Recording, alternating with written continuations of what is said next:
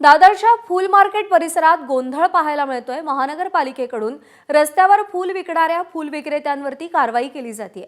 कारवाई दरम्यान दादर फूल मार्केट व्यापारी संघटना आणि महापालिकेच्या अधिकाऱ्यांमध्ये वाद झालाय। फूल व्यापाऱ्यांचं मोठ्या प्रमाणात नुकसान झालंय। महानगरपालिकेकडून जेसीबी आणून फूल विक्रेत्यांवर कारवाई करण्याचं काम सुरू झालंय।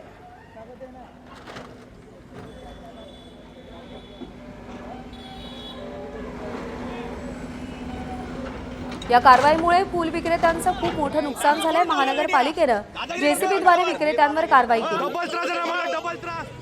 कुठचाही अधिकार नसताना बीएमसीने मार्केटच्या बाहेर असणाऱ्या पेट्या तोडलेल्या आहेत।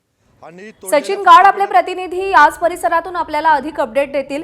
सचिन, आता सणासुदीचा काळ सुरू होतोय, श्रावण महिना अवघ्या काही दिवसांवरती येऊन ठेपलेला आहे आणि अशामध्ये ज्यावेळी फुलांची मागणी वाढणार आहे त्याच काळामध्ये ही कारवाई केली गेली आहे दादरच्या फुल मार्केटवरती। नेमकं काय कारण आहे कारवाई मागचं?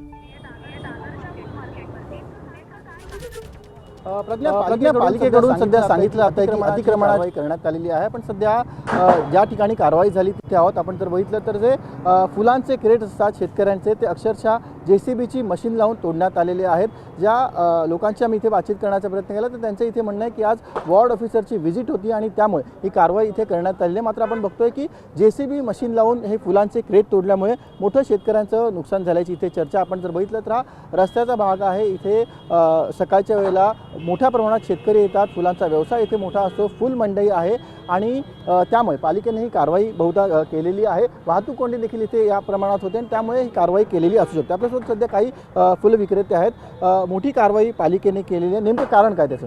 बघा, आज गुरुपौर्णिमेचा पवित्र दिवस आहे। या दिवशी या मार्केटमध्ये हजारो शेतकरी त्यांची फुलं घेऊन विक्रीला येतात, कारण त्यांची इच्छा एकच असते की फुलांचा रेट ह्या दिवशी जास्त मिळू शकतो आणि अशा वेळेला मार्केटच्या बाहेर गर्दी होते, ते स्वाभाविकच आहे। पण आज फक्त आणि फक्त वॉर्ड ऑफिसरांची राऊंड होती म्हणून त्यांना वाटलं की आपण वॉर्ड ऑफिसरची राऊंड आहे तर इतर अधिकाऱ्यांना वाटलं हे मार्केट साफ दिसलं पाहिजे म्हणून त्यांनी ही कारवाई केली। जेसीबीने एक रेट तोडलेले आहेत। हे शेतकऱ्यांचं हजारो रुपयांचं नुकसान या लोकांनी केलेलं आहे। जेसीबीने क्रेट तोडायची पाळी का आली? काय नेमकं पालिकेला यातून साधायचं होतं? काय वाटतं तुम्हाला?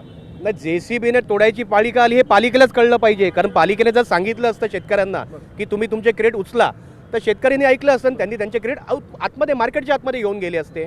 पण पालिकेला ती कारवाई वरिष्ठ अधिकाऱ्यांना खुश करण्यासाठी म्हणून त्यांना ती कारवाई दाखवायची होती, म्हणून त्यांनी हे अशा प्रकारे अमानुष प्रकार हा केलेला आहे जेसीबीने तोडायचा। मी म्हणताय की वरिष्ठ अधिकाऱ्यांना खुश करण्यासाठी केली असेल, मात्र आपण जर हा संपूर्ण मार्केटचा परिसर बघितला तर तिथे नाही म्हटलं तरी जे फुलं व्यावसायिक असतात त्यामुळे वाहतूक कोंडी देखील मोठ्या प्रमाणात होते।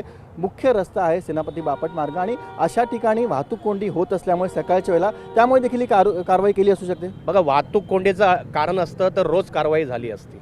ही आजच वॉर्ड ऑफिसरांची राऊंड होती म्हणून ही कारवाई झालेली आहे। आणि तुम्ही बघतायत या मुंबईमध्ये फुलाचा व्यवसाय, फळांचा व्यवसाय आणि भाजीचा व्यवसाय हा कच्चा व्यवसाय आहे, त्याच्यामध्ये गर्दी तर होणारच आहे।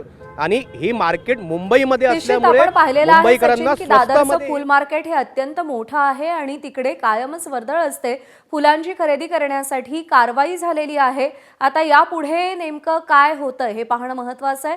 तुर्तास धन्यवाद दिलेल्या माहितीसाठी। एबीपी माझा, उघडा डोळे बघा नीट।